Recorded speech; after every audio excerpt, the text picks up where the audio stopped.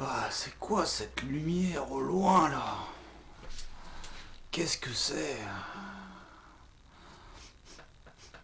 Mais ça sent mauvais. Ah, c'est moi. J'oublie toujours mon hibernation, la fin de la saison sombre, tout ça. Je dors, je m'empâte. Enfin bon, ça me dit pas c'est quoi ce feu au loin là. Et puis le ciel est un peu plus clair que ces derniers temps là. Ça me rappelle quelque chose. Quelque chose d'important, j'ai oublié.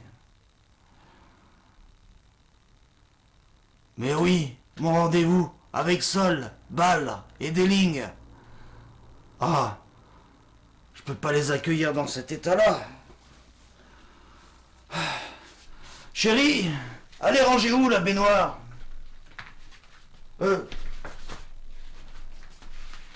J'allais vous oublier, vous.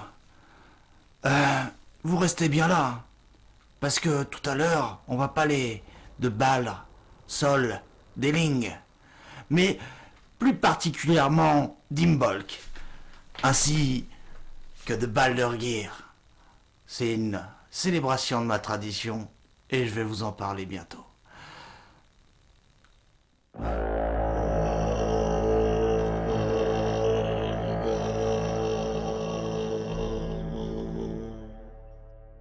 Salut les loups de Valvargar, j'espère que vous allez bien. Je suis heureux de vous accueillir dans cette nouvelle vidéo chez moi, devant ce beau drapeau d'Oda.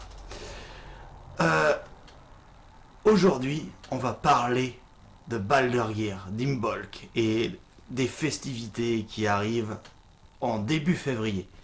Qu'est-ce que ça symbolise? Qu'est-ce qui se passe dans la tradition Valvargar? Je vais vous expliquer tout ça. Eh bien, c'est à la sortie de l'hiver en février, début février, que la lumière réapparaît. On dit que c'est l'aube qui revient. Et c'est en cette occasion qu'on fête Baldurgear dans ma tradition. Mais chez les Celtes, ça s'appelait Imbolc.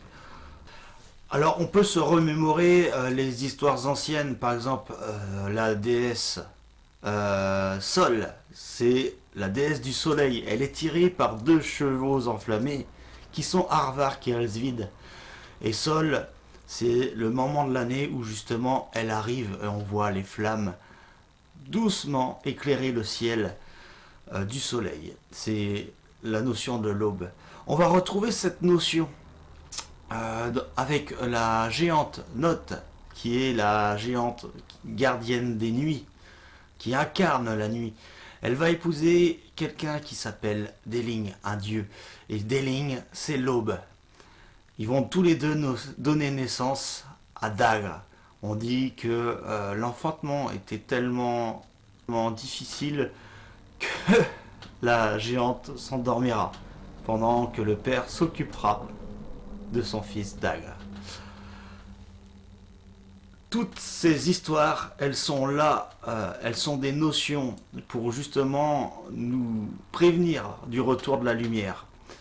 Et c'est en cette période de début février qu'on peut la remarquer dans le ciel. Les jours se rallongent et c'est super. Parce qu'en sortant de l'hiver, bon nombre d'entre nous sont un petit peu à plat. Eh bien, cette lumière, elle est là, elle arrive. Je blaguais tout à l'heure dans l'introduction sur le fait de prendre un bain. C'était une notion pour vous. La lumière, la nouvelle lumière, on peut la recevoir en étant un peu plus purifié. Alors, pas forcément le corps nettoyé, etc. Je pense plus sincèrement à l'intérieur. Que ce soit l'intérieur du corps, mais aussi l'intérieur spirituel. Alors, qu'est-ce qu'on fait, justement?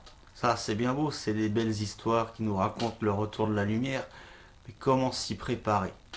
Eh bien, je vais simplement vous décrire ce que moi je fais dans ma tradition Valvargar. Tout simplement, je vais prendre 3 jours. Donc, début février, souvent je le cale comme il me semble bon, mais c'est souvent entre le 1er et le 3 février.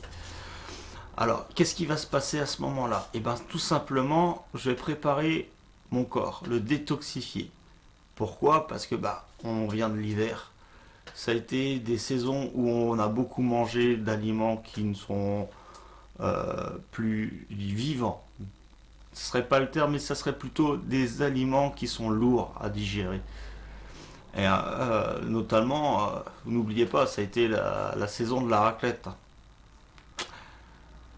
Et bien ouais, tout ça en fait, il faut se désalourdir de ces choses-là, de ces toxines qui se sont installées durant l'hiver. Hein. C'est complètement normal puisque de toute façon, il n'y a quasiment aucun aliment vivant, comme je le dis tout le temps. Euh, alors moi, qu'est-ce que je fais? Et ben en fait, je vais faire un jeûne de 3 jours. Alors c'est pas un jeûne complet comme on l'entend, arrêter radicalement de manger, parce qu'on va boire quand même des infusions qui vont aider.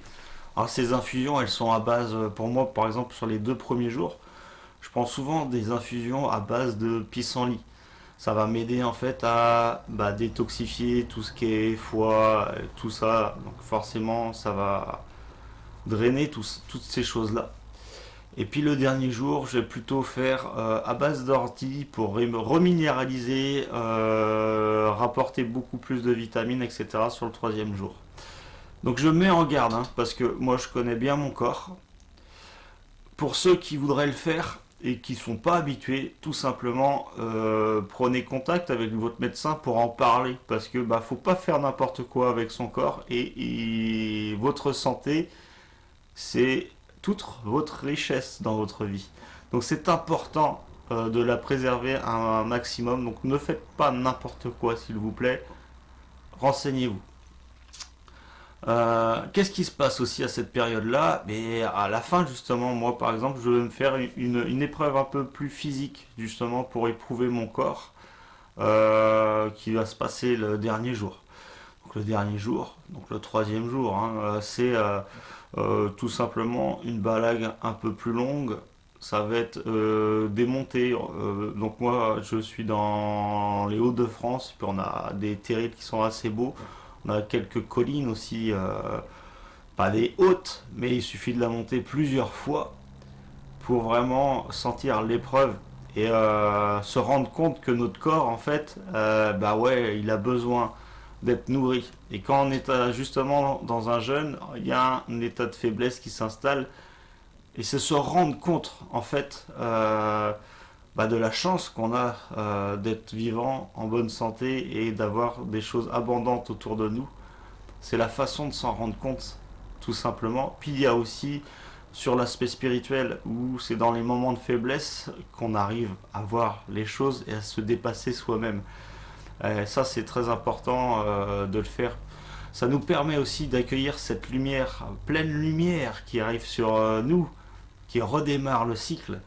Parce que ça, j'ai oublié de le dire aussi, mais ça symbolisait début février le départ des fontes, des glaces. Et dans le nord, tout ce qui est Norvège, etc., ça symbolisait en fait l'ouverture des routes, que ce qu'ils soient terrestres ou maritimes. Simplement, c'est l'époque où tout se remettait en route, où la glace fondait et refertilisait le sol aussi. C'est toute cette symbolique-là. C'est vraiment important d'accueillir ça et de s'y préparer. Donc moi, comme je vous l'ai dit, je prépare mon corps, mais il y a aussi l'esprit à préparer. Ben oui, parce qu'en fait, durant ces 3 jours, je vais faire des méditations qui vont nettoyer tout ça. Donc, moi, par exemple, tous les matins, pendant cette période-là, j'essaie de faire Iminlandvilja, une méditation. Je vais aussi le faire au début d'après-midi. Donc Iminlandvilja, pour ceux qui ne connaissent pas, c'est normal parce que ça fait issu de la tradition Valvargar et j'en fais très peu mention.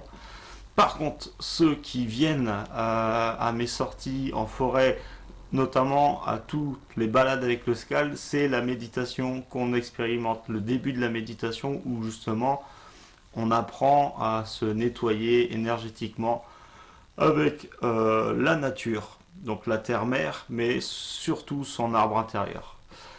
Donc c'est des choses que je pratique et c'est vraiment ça la philosophie de cette célébration-là, c'est se purifier pour se préparer à se remettre en route, tout simplement.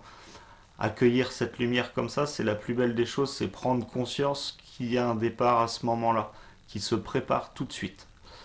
Euh, et franchement, c'est aussi le moment où bah, je vais forcément honorer, donc faire ce qu'on appelle des blots. Alors les blots, c'est traduit par sacrifice, mais bon, je vous rassure, c'est pas des sacrifices de sang, des choses comme ça. En fait, ce sont des sacrifices, donc c'est des dons qu'on va faire. Par exemple, je vais verser un petit verre d'hydromel que je vais jeter en l'air. Et c'est ma façon pour moi d'honorer donc les divinités qui accompagnent cette énergie, les runes qui accompagnent cette énergie aussi de la nouvelle lumière. Mais aussi c'est le moment pour moi de rassembler toutes les forces avec lesquelles j'œuvre sur moi et sur les autres. Donc c'est le moment où je vais aussi faire pour ma Folia, qui est littéralement l'animal de pouvoir, hein, les animaux de pouvoir, entre guillemets, la Minya, qui est l'esprit tutélaire des familles, des choses, des ancêtres surtout, et aussi les divinités qui accompagnent. Je remercie, à ce moment-là, je les rassemble, et ça fait du bien de se retrouver euh, complet et préparer justement les prochains raids, comme je dis souvent. Faire des raids, c'est pas forcément faire des raids vikings comme on entend, hein, massacrer, etc. Mais c'est simplement se remettre en route, prendre le navire et commencer quelque chose. Bah oui, c'est là où les décisions commencent à être prises pour l'année qui vient. C'est aussi la période où on va allumer des bougies. Et ça, la symbolique d'allumer la bougie, c'est simplement d'être conscient de la lumière qui revient. Et on dit aussi que c'est pour guider les deux chevaux de la déesse Sol, Arvak et Alsvid, pour qu'ils sachent dans quelle direction aller. Euh, Il y a toute cette notion aussi de purification par le feu. En fait, il faut savoir que les anciennes traditions nordiques sont très feu. Parce que oui, on était dans un monde qui était assez froid. Et le feu faisait le pendant au froid. Et on sait qu'au milieu du feu et du froid, il y a la vie. Et là, c'est le retour justement du soleil qui représente le feu qui va venir dans le froid de la nuit et relancer toute cette vie. C'est vraiment quelque chose de magnifique cette célébration. Alors bien sûr, c'est pas des festivités comme on l'entend où il y aura des grandes tablées, etc. Comme ça peut se faire maintenant sur l'Islande, etc. où ils ont ce qu'on appelle Torah Blot. Euh, En tout cas, moi, dans la tradition Valvagar, après c'est peut-être tourné sur le chamanisme nordique, mais nous on le faisait de cette manière-là. Ça n'empêchait pas qu'à la fin, effectivement, on se rassemblait autour de la Minya, qui était l'esprit tutélaire clanique ou l'esprit tutélaire des familles, pour faire un repas à la fin quand même. S'assurer que tout le monde aille bien et que tout le monde est prêt à recevoir. Et traditionnellement, c'était aussi pendant ce repas que les gens prononçaient leurs vœux, ce qu'ils allaient faire pour cette année, ce qu'ils désiraient accomplir. Bah ouais, c'est aussi ça. La mise en lumière, c'est se donner des buts dans la vie et c'est important de les faire. D'essayer de tout faire pour les réaliser. Et en tout cas, moi, si vous avez fait des vœux à ce moment-là, je vous souhaite la réussite de ceci. Merci à ceux qui prennent conscience de ceci. Voilà, j'ai fini de parler de cette tradition de Baldur's Gear. Alors j'espère que ça vous a plu. n'hésitez pas à me suivre sur YouTube, mais aussi sur Instagram et Facebook, pour simplement découvrir soit mon univers, mais aussi mes soins, mes balades en forêt, mes stages chamaniques, toutes ces choses-là que j'essaie d'apporter aux gens qui le désirent. N'oubliez pas aussi, tout se fait par le site internet valvargar.com où vous pourrez trouver justement toutes les dates des balades, mais aussi un livret par exemple sur les runes que j'ai écrit pour les gens qui voudraient commencer les runes, hein, tout simplement, ou même approfondir, mais de la façon méditative, pas façon voyance. Je vous remercie, c'était sympa de faire cette vidéo pour vous. Allez, je vous dis à bientôt.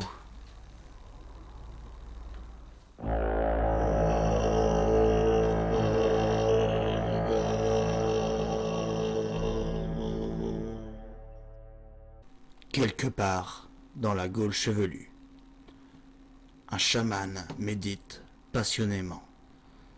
Il est en plein jeûne depuis 3 jours.